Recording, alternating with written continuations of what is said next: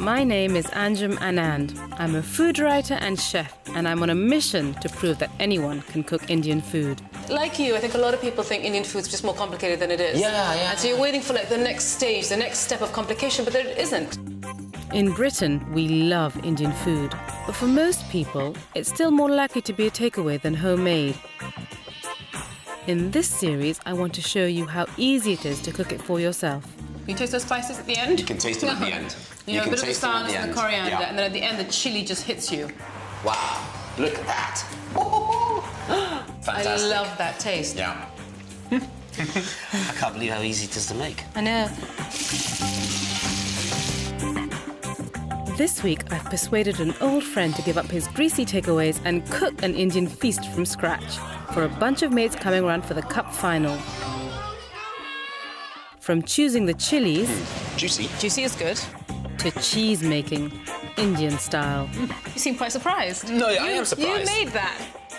This is authentic, healthy Indian food which anyone can cook.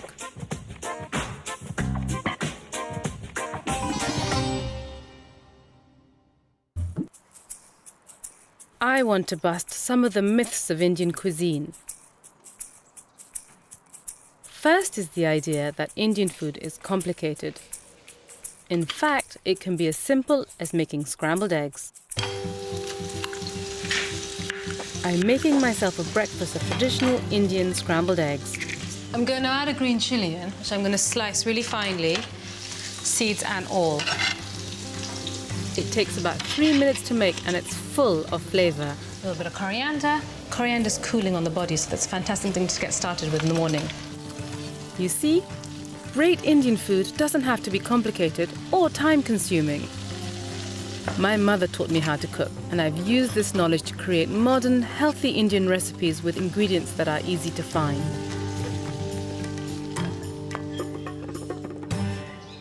For the last 10 years, I've been spreading the word about simple Indian cuisine. I've worked in restaurants and I've written about and taught Indian cookery. But I know there's nothing better than serving up great home-cooked food to friends and family. Today, I'm off to visit Alex Kyle, an old friend from university. He works in the high-pressure world of finance, but does like to cook when he gets the time. Hello. Yes. Tonight, I got home before the wife and kids. He's half Italian, so it's usually pasta. Although he loves eating Indian food, he's a bit intimidated when it comes to cooking it. I think, it's a question of familiarity, which I'm more familiar with Italian food because we've had that at home with my mum, so it's very simple for me to do that than to start looking through Indian spices and recipes, which I'm not 100% comfortable with. It's the cup final at the weekend, and he's invited some grown-up footballing friends round to watch the game. Normally, he'd get in a takeaway, but this time I've persuaded Alex to prepare an Indian meal himself. To get Alex in the mood for cooking and to build his confidence in the kitchen, I'm going to start simply by making a really easy and tasty drink, a smoothie called Amras. Hi, come in. I come bearing gifts. Fantastic. How are you? Very well, how are you? I'm really well, thank you. Right, kitchen's this way. I've bought him some beautiful, ripe mangoes full of vitamin C. Bought these fantastic mangoes for you. Wow. Smell. Excellent. Have a grow. So I found these on the way and I thought, mango smoothie. Mango smoothie? Yeah. Should we get you chopping some mangoes? I don't know how. Do you know how? No. Chopping boards? Yeah. Oh, I love this chopping board. Thank you. Now, the thing about mango is it's got a big stone in the middle, which I'm sure you know, and it sort of runs that way. Right. So what we have to do is to try to cut the cheeks off either side of the mango. And mangoes are quite ripe and they're very soft fruit, so it's not really an effort. And just generally peel the mango from the skin. It comes off really easily. But I like getting my fingers dirty. I like feeling my mango. And then we kind of peel and then you kind of suck on the skin. Yeah, that's what my kids love, mangoes. Amras translates literally as mango juice, but we're going to add a little bit extra to it. A little bit of sugar. I'm going to add some milk. I want this to be quite thick. You don't need that. Should we have a taste and see if we like it? So what do you guys cook at Casa Kyle? We do pastas, fish. Ooh, you're gonna have some pieces of mango at the bottom of yours. Okay. But I can't be bothered to reblend it. No, that's fine. So we do pasta, we do some fish, we do some lamb. So really simple stuff. Simple stuff. I mean, my mother's Italian, so food It's a family has affair. always been the case. Oh. You're gonna remove all the flavour of the mango I with didn't know that how much. much. I like a lot of I know rice. you like everything on the rocks, Alex. Well, let's calm down there. Yeah. Let's have a try. It's so smooth. You've got the boys coming around to watch football. And I thought to myself, okay, what are the boys gonna like? And I figured food that's kind of finger food and blokey food, but nothing that's too difficult for you to prepare. Yes, exactly. You want something simple. I've never really done anything for them in the past. So. Well, that's a shame. Here's to cooking. Salud. Salud. What I've got in mind for Alex is a feast of simple hands-on food. Indian meals don't always have to be served in bulty dishes. But don't be deceived. These are all based on solid traditional recipes. Spicy lamb burgers with a herb yogurt is just another take on the familiar kebab. Tandoori paneer and vegetable skewers, classic portable food. And chili chicken. In India, we'd cook this in a big pot, but here it's crumbed and oven-baked to make it easy to eat while watching the game. There's even going to be a side order of spicy potatoes. This is tasty, unfussy food that we can prepare in advance and cook up in a matter of minutes. So this is your local supermarket? Yes, it is.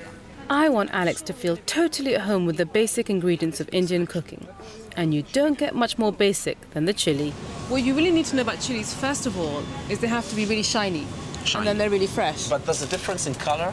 I always get confused which one's hotter. It's not a matter of what's hotter. The red one is just riper. So sometimes I find it a tiny bit more sweet. It's a subtle sweetness, but they're both hot. These finger chilies look really similar to what I would use in Indian food. They're kind of long, slightly finger-like. There's not much smell to it, but when you cut it open and it releases the juices and the oils, then you'll start getting the real kick of the flavour. There are hundreds of varieties of chilies. Not all are suitable for Indian cooking. Generally, the smaller they are, the hotter. It's the seeds and membranes that give the heat, so don't rub any delicate parts straight after handling them. The flesh provides the flavour. You gonna try one? Sure. Not that I want you to try it just because I want you to try it, but actually the only way if you know it's hot is if you bite the end off. Go for it. Juicy. Good. Juicy is good. And? Is it spicy? It's spicy. Not extremely spicy. You can handle it. We can handle it, yeah. So That's if you can without the handle seeds. that, Yes. then it's probably spicy enough for Indian food. Okay. If you want the taste without the kick, try cooking the chilies whole. If you can't get fresh chilies, dried ones are a good substitute and they keep for ages. If you want to add colour to a dish as well as heat, use chili powder. But add sparingly. Some chili powders are stronger than others. Of course, you don't have to use chilies at all. I know many Indians who never eat them, but I do think you're missing a trick without them. You have garlic? Can you peel me 4 big cloves of garlic? The plan is to prepare most of the dishes in advance, so we can quickly cook them up at Alex's place just before the match starts.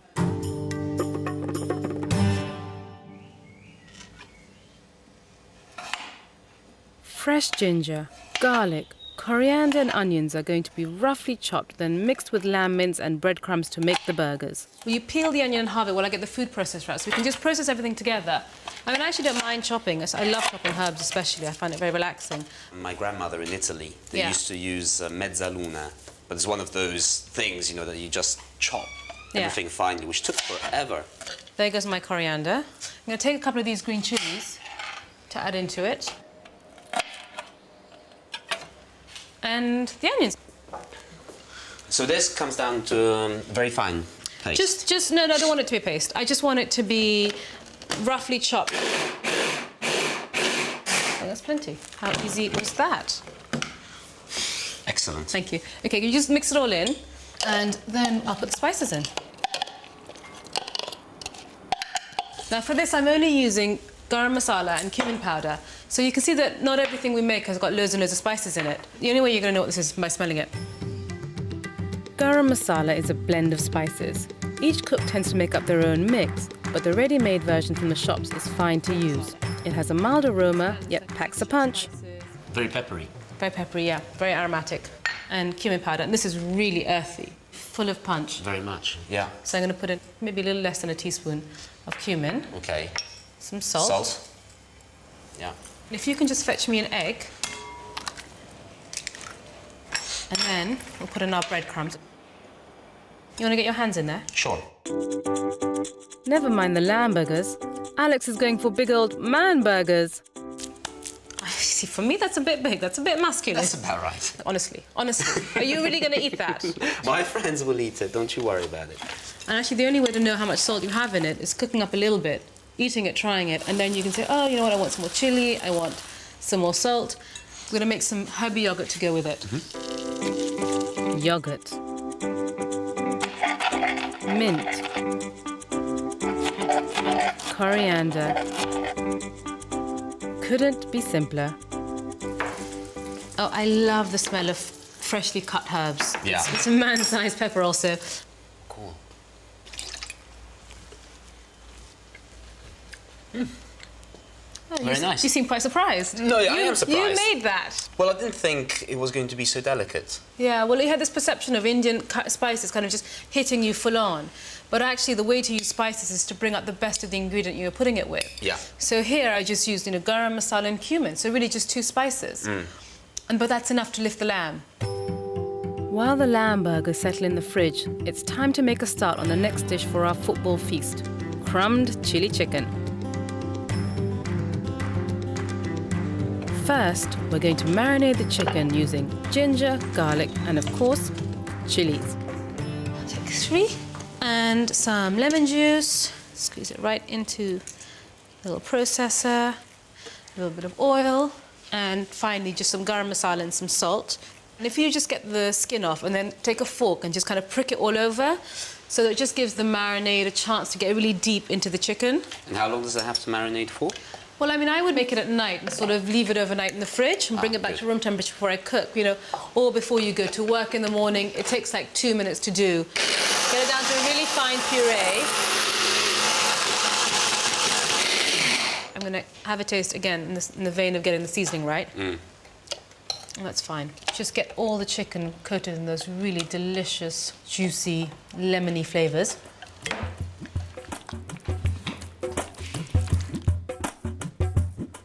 Again, it's into the fridge to let those flavours soak into the chicken. I think it will be fair to assume that Alex will be having a few drinks with his mates. And being from Mediterranean stock, he naturally goes for wine. It's what I always choose to have with Indian food as well, although I'm no expert. First thing that hits you.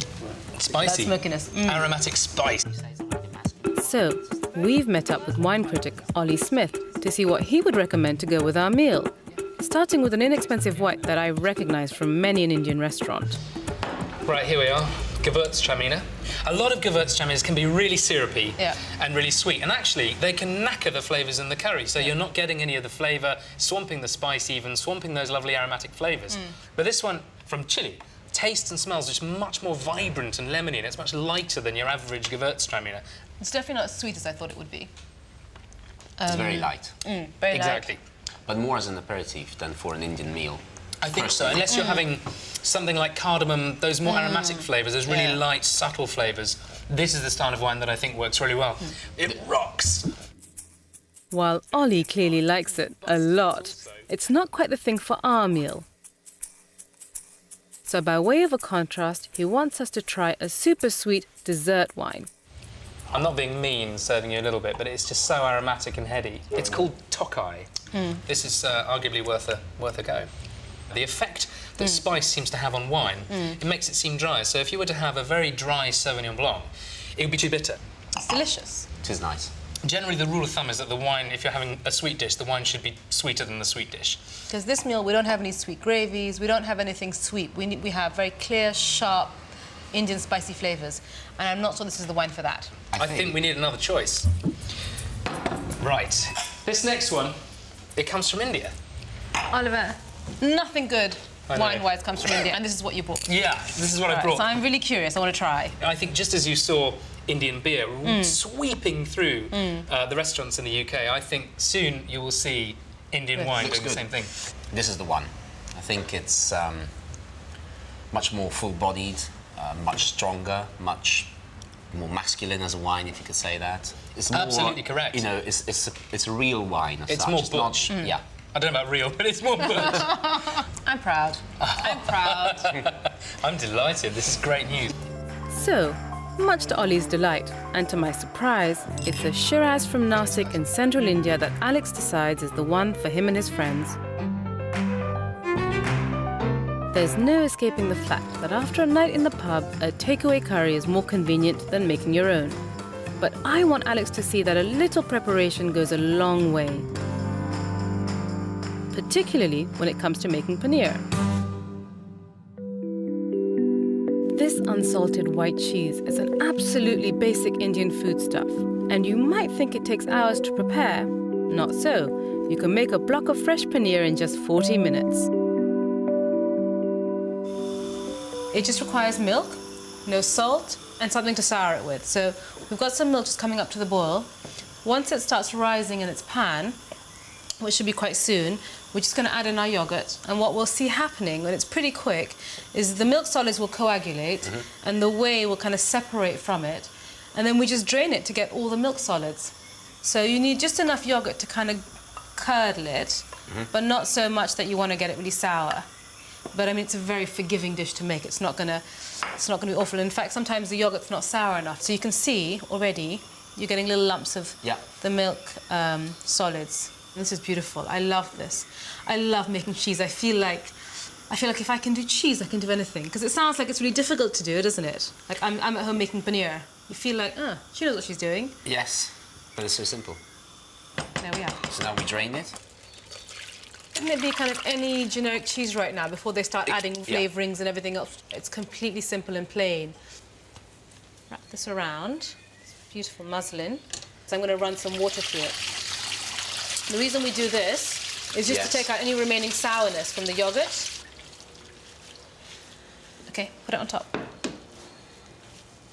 All right, cool. And we'll come back to it in half an hour. 20 restful minutes later, and the paneer has set and is ready to eat. Let's have a look. It's our baby. We're the proud parents of cheese. I can't believe how easy it is to make. Let's just open it up. And... Very ta-da. curious. Smells fresh cheesy. Yes. Okay, should we try? Like ricotta. Does it smell like essentially, ricotta or too? mozzarella, yeah. It smells the same. Let's get them. Good, nice crumbly texture. So what do we do with this? We're going to chop it up into blocks and we're going to marinate in some tandoori masala. Ah, okay. Skewer it up, grill it. Bob's your uncle. Fantastic. Time to crumb that chicken. Okay, let's do that. Before we make the paneer skewers, we're going to crumb those chicken pieces, ready to bake at Alex's place. The ginger, garlic and chilli marinade has had a chance to work its magic on the chicken. Now we double dip them in egg and breadcrumbs, seasoned with salt, pepper and cumin. Chop, chop, don't stop. Okay. I'm going to leave Alex to finish off the chicken on his own. After that, all he has to do is skewer up the paneer with onions and peppers, ready for baking. We've marinated the paneer in a mixture of yogurt and spices, made extra aromatic with cardamom and cumin.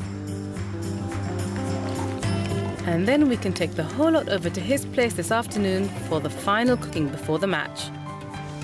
Okay, see you later. In charge, all alone.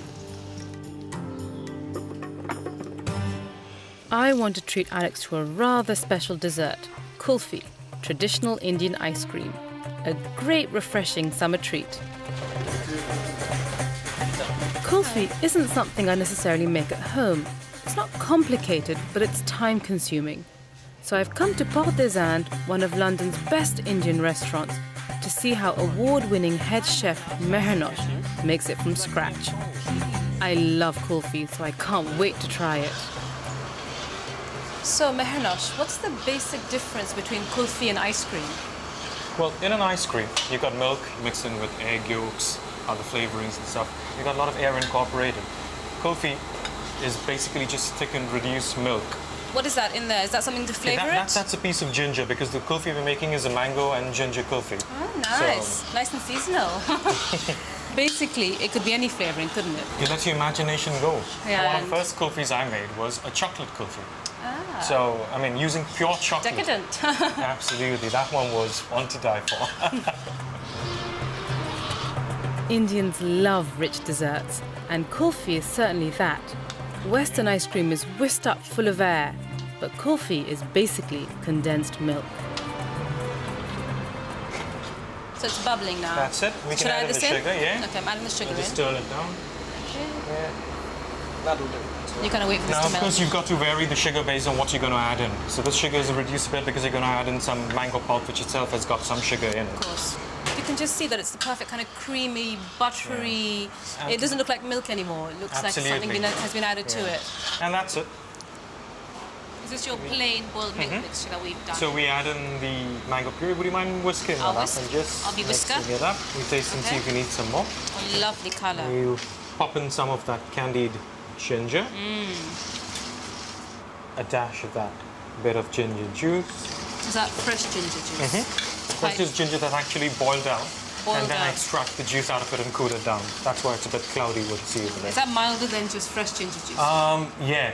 So it's gonna just, it doesn't hit you straight. And why don't you have a taste? Can I? Thank Yeah? you.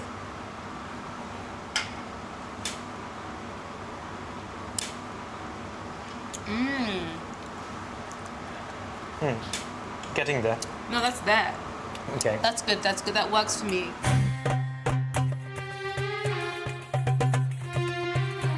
Now it has to be frozen. Mehernosh has really brought kulfi into the 21st century with some imaginative combinations. It would be a shame to leave without trying some of them. I can tell that's the mango ginger. Correct. Oh, just the right texture, not icy at all. I'm gonna dig in as well. Fantastic. And you get the fruitiness of the mango, and you get a bit of the ginger at the end. And I don't know what these are. You're not telling me. You want me to actually guess what they are. It's a bit toffee-like. It's like a toffee crunch. Very good. Toffee crunch type of thing. Yeah. Is that what it is? It's got toffee in it, yeah, definitely. Oh, but there's more. Chocolate. Chestnuts. Chestnuts. Oh. It's really good. Okay, I'm guessing rose, obviously. Not so rosy. Pomegranate. Pomegranate and rose, yeah. I do like making kulfi. All that stirring is rather therapeutic, but the shop-bought variety is absolutely fine too. It's not like it's difficult to make at home, is it? I mean, it's a very simple Not at all. dish. Yeah, like we said earlier, it's just a bit time-consuming. You've got to be patient. But the end result is great, I think. I think so, And so- you can try different variations, different flavors. Yeah. It's fun. And very, very Moorish. Come and sit down. FA Cup final day. Alex has never cooked for his footy mates before, and if he doesn't impress, they'll soon let him know about it. May the best team win, boys. Exactly. Chelsea. With 40 minutes to kick off, his challenge is to serve up a complete Indian feast without missing the start. First up, it's the chili chicken, which will be baked in a preheated oven on a lightly oiled tray. The paneer skewers are going to be grilled until slightly crisp. And those spicy lamb burgers? Well, Alex knows what to do with them.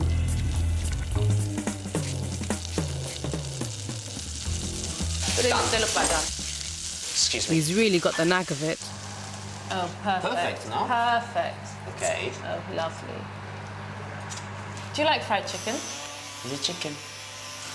Okay. But he needs to get a move on. It's less than 10 minutes to kick off. They too smell fantastic. They do, don't they? And the paneer is kind of the... I like it's like that. the canvas. It's like the canvas for all your spices. 'Cause Yeah. You don't smell the paneer, Yeah. but it's just the freshness that absorbs it all. I can't believe I'm supporting United. But what a choice, Chelsea United. Come on! I am going to do some cooking. The final dish, in fact, the spicy potatoes. They've already been part cooked, and now all we have to do is fry them up in some vegetable oil. I'm going to add some chili powder. I'm going to add some coriander powder, which is going to give it a lovely slight fragrance. I'm going to put a tiny drop of that hot cooking oil on top, and it'll just stop the spices being powdery. Yeah, but then what do you do with them? They're ready to eat. That's it. They're ready like That's they it. are. Like you, I think a lot of people think Indian food's just more complicated than it is. Yeah. And so you're waiting for like the next stage, the next step of complication, but there isn't. Can you hear the crisp? Yeah. Yes. Yes. No. I love it when a plan comes together. Can you taste those spices at the end? You can taste them at the end. You have a bit of the sourness and the coriander, Yeah. and then at the end the chili just hits you. Now. Now. Oh, here we go. Here we go. Wow. Look at that. Okay, let's start plating up. That is one perfect burger Voila. platter you have there, my friend. Look at that. Perfect. Be careful. Happy days. Check it out. Thank you. My platter's bigger than your platter, Alex. Food! I'm gonna leave it right here for you to help yourself. Okay. Come. Thank you. Oh, it's going to fall. Excellent potatoes. You like it? Like everything was pre-prepared because I didn't want to mix the starch. The chicken was interesting because that's done with breadcrumbs for the coating, which keeps the moisture of the meat inside. Look at him, he's an old pro. So easy to do once you know how and practice, but it really was, even for a novice like me, very, very good. Did you put yogurt on that? So there's a little bit of chili. And so to pudding. Kulfi. Look at these beautiful colours. They speak summer. Though I love cooking, I know when to compromise. So rather than make kulfi, I bought tubs. But I can still dress it up with fennel drop biscuits and chopped pistachios. So let's crown these babies. A little bit of pistachio, colour, crunch. They're perfect with kulfi. Oh, here it comes. Oh, look at this. Amazing. I mean, mango, actually. yeah, mango, pistachio. You know, you want me. Yeah, I know. Do I think I'll cook it again? Definitely. I want some mango. This is hella good. With the mango. Come on. Come on, Chelsea. Here we go. Okay, guys, this could be it. Go!